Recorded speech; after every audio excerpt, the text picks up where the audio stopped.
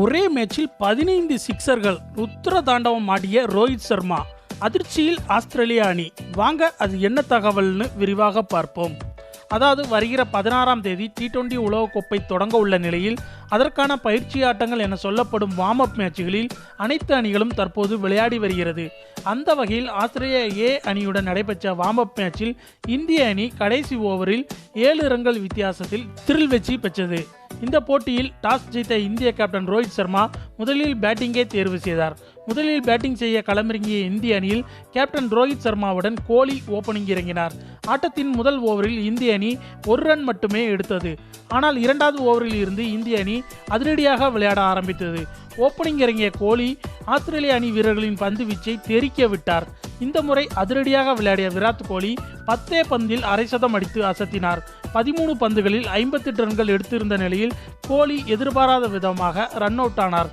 பிறகு one down இறங்கிய KL ராகுல் தனது பங்கிற்கு 15 ரன்களும், சூரியகுமார் யாதவ் 24 ரன்களும், ஹர்திக் பாண்டியா 15 ரன்களும், தினேஷ் கார்த்திக் 10 ரன்களும் எடுத்தனர். மேலும் கேப்டன் ரோஹித் சர்மா ஒரு புறம் விக்கெட்டுகள் சரிந்தாலும் அவர் சளைக்காமல் தனது ருத்ர தாண்டவத்தை ஆடினார். 52 பந்துகளில் சதமடித்த அவர் முடிவில் 112 ரன்கள் எடுத்து அசத்தினார். இதில் 15 சிக்சர்களும் அடங்கும் என்பது குறிப்பிடத்தக்கது. 20 ஓவர் முடிவில் இந்திய அணி 4 விக்கெட் இழப்பிற்கு 234 ரன்கள் குவித்தது. அதன் பிறகு 235 ரன்கள் எடுத்தால் வெற்றி என்று களமிறங்கிய ஆஸ்திரேலிய அணி கொஞ்சம் கூட இமாலய இலக்கு என்று சளைக்கவில்லை. ஆட்டத்தின் ஆரம்பத்தில் இருந்தே இந்திய பவுலர்களின் பந்து வீச்சை துவம்சம் செய்ய ஆரம்பித்து விட்டனர். மிகவும் சிறப்பாக விளையாடிய ஆஸ்திரேலிய அணி பவர் பிளே முடிவில் விக்கெட் எதுவும் இழக்காமல் 70 ரன்கள் அடித்து இருந்தது. அடுத்து 7வது ஓவரை சாகல் வீசினார். அந்த ஓவரில் விக்கெட் கீப்பர் தினேஷ் கார்த்திக் மின்னல் வேகத்தில், அதாவது 0.09 செகண்டில் ஆஸ்திரேலியா வீரரை ஸ்டெம்பிங் செய்து அசத்தினார். இது நம்ம தல தோனி செய்த மின்னல் வேக ஸ்டெம்பிங் அளவான 0.08 செகண்ட் அளவை விட 0.01 செகண்ட் தான் கூட ஆகும்.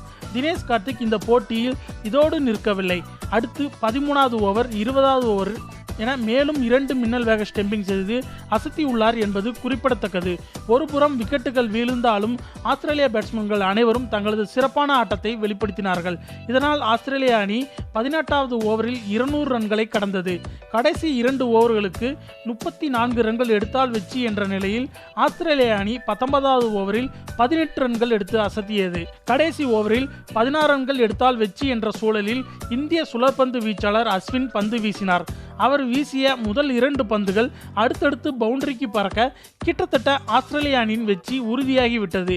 இந்த இடத்தில்தான் T20 போட்டியில் எப்போது எது வேண்டுமானாலும் நடக்கும் என்ற அதிசயம் நிகழ்ந்தது. கடைசி ஓவரின் முதல் 2 பந்துகளை பவுண்டரிக்கு விரட்டிய ஆஸ்திரேலிய வீரர் அடுத்த பந்தையும் சிக்ஸருக்கு அடிக்க முற்பட்ட போது தினேஷ் கார்த்திக் அற்புதமாக அவரை ஸ்டெம்பிங் செய்து அசத்தினார். அடுத்த பந்தில் ஒரு போல்டு, அதற்கடுத்த பந்தில் ஒரு கேட்ச் என ஹாட்ரிக் விக்கெட் எடுத்து இந்திய அணியை வெற்றி பெற செய்தார் அஸ்வின்.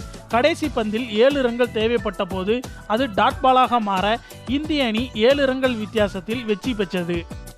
ஓகே ஃப்ரெண்ட்ஸ், ஒரே மேட்சில் 15 சிக்சர்கள் அடித்ததோடு மட்டுமில்லாமல் சதம் அடித்து இந்திய அணியின் வெற்றிக்கு பெரிதும் உறுதுணையாக இருந்த ரோஹித் சர்மா பற்றி நீங்கள் என்ன நினைக்கிறீங்கன்னு உங்களுடைய கருத்துக்களையும் மறக்காமல் கமெண்ட்டில் சொல்லுங்கள். மேலும் இந்த வீடியோ பிடிச்சிருந்தா லைக் அண்ட் ஷேர் பண்ணுங்கள். நம்ம சேனலை சப்ஸ்கிரைப் பண்ணுங்கள். கூடவே பெல் பட்டனையும் கிளிக் பண்ணுங்கள். தேங்க்ஸ் ஃபார் வாட்சிங்.